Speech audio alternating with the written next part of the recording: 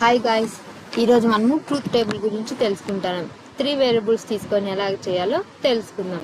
ఇక్కడ మనకి 3 వేరియబుల్స్ ఉన్నాయి, p, q, r అనేటివి. మనకి ఫార్ములా ఏమి 2 పవర్ n. n అంటే ఏమి, మనకి ఎన్ని వేరియబుల్స్ అయితే ఉంటాయో ఆ అన్ని వేరియబుల్స్ని ఎంత డినోట్ చేసుకుంటాం. ఇప్పుడు 3 వేరియబుల్స్ ఉన్నాయి. 2 పవర్ n అంటే 2 పవర్ 3 ఏమవుతుంది, మనకి 8 అవుతుంది.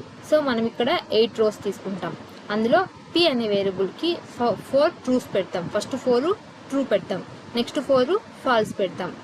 నెక్స్ట్ q వేరియబుల్ తీసుకున్నప్పుడు 2 ట్రూ 2 ఫాల్స్, 2 ట్రూ 2 ఫాల్స్ పెడతాం. నెక్స్ట్ r వేరియబుల్ తీసుకున్నప్పుడు 1 true 1 false, 1 true 1 false, 1 true 1 false, 1 true 1 false పెడతాం. నెక్స్ట్ మనకి ఇక్కడ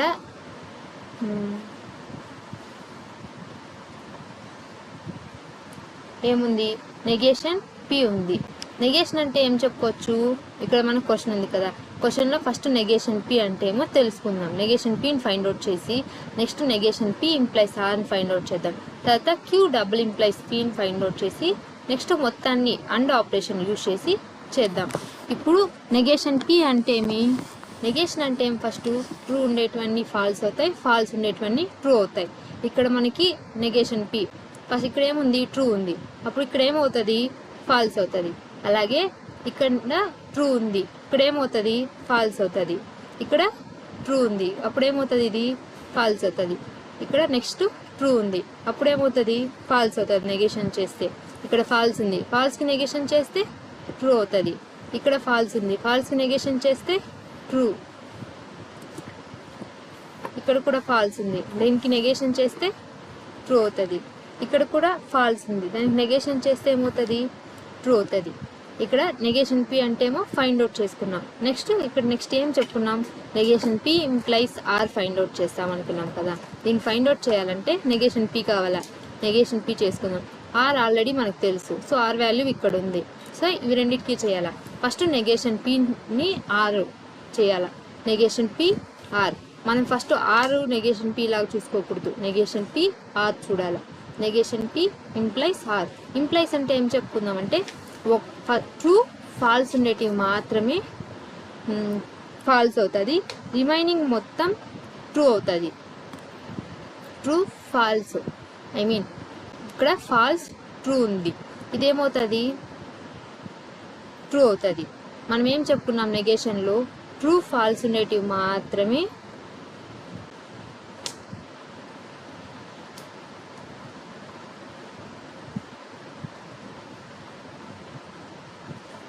ట్రూ ఫాల్స్ ఉండేటివి మాత్రమే ఫాల్స్ అవుతుంది, రిమైనింగ్ మొత్తం ట్రూ అవుతుంది. నెక్స్ట్ ఇక్కడ చూడండి, ఫాల్స్ ఫాల్స్ ఉంది, ఎప్పుడు ఇదేమవుతుంది, ట్రూ అవుతుంది. నెక్స్ట్ ఫాల్స్ ట్రూ ఉంది, ఇదేమవుతుంది, ట్రూ అవుతుంది. నెగేషన్లో మనం ఏం చెప్పుకున్నాం, false true, false false true true ఉండేటివి అన్నీ ట్రూ అవుతాయి, ట్రూ ఫాల్స్ ఉండేటివి మాత్రమే ఫాల్స్ అవుతుంది. ఇక్కడ ఫాల్స్ ఫాల్స్ ఉంది, అప్పుడు ఇదేమవుతుంది, మనకి ట్రూ అవుతుంది. నెక్స్ట్ ట్రూ ట్రూ ఉంది, అప్పుడు ఇదేమవుతుంది, మనకి ట్రూనే అవుతుంది. నెక్స్ట్ ట్రూ ఫాల్స్ ఉంది, మనం ఏం చెప్పుకున్నాం, ట్రూ ఫాల్స్ ఉండేటివి మాత్రమే మనకి ఫాల్స్ అవుతాయి, రిమైనింగ్ మొత్తం ట్రూ అవుతాయి అని చెప్పుకున్నాం కదా. ఇక్కడ నెక్స్ట్ ట్రూ ట్రూ ఉంది, ఇప్పుడు ఏమవుతుంది, మనకి ఇక్కడ ట్రూ అవుతుంది. ఇక్కడ చూడండి, ట్రూ ఫాల్స్ ఉంది, ట్రూ ఫాల్స్ ఉంటే ఏం చెప్పుకుందాం, ఇంప్లైస్లో అది మనకి ఫాల్స్ అవుతుంది. Next negation p implies r find out చేసుకుందాం. నెక్స్ట్ ఏముంది, q డబుల్ ఇంప్లైస్ p ఉంది. q డబుల్ ఇంప్లైస్ p అంటే, డబుల్ ఇంప్లైస్ అంటే ఏం చెప్పుకున్నాం, సేమ్ ఉంటే మాత్రమే ట్రూ వస్తుంది, డిఫరెంట్గా ఉంటే ఫాల్స్ వస్తుంది. ఇక్కడ q implies double implies p, true true, రెండు ట్రూ ఉంది, సేమ్ ఉన్నాయి, అప్పుడు ఇదేమవుతుంది, మనకి ట్రూ అవుతుంది. నెక్స్ట్ ఇక్కడ కూడా సేమ్ ఉన్నాయి, అప్పుడు ఇదేమవుతుంది, మనకి ట్రూ అవుతుంది. నెక్స్ట్ ఇక్కడ ట్రూ ఫాల్స్ డిఫరెంట్గా ఉన్నాయి, మనకేమవుతుంది, అప్పుడు ఫాల్స్ వస్తుంది.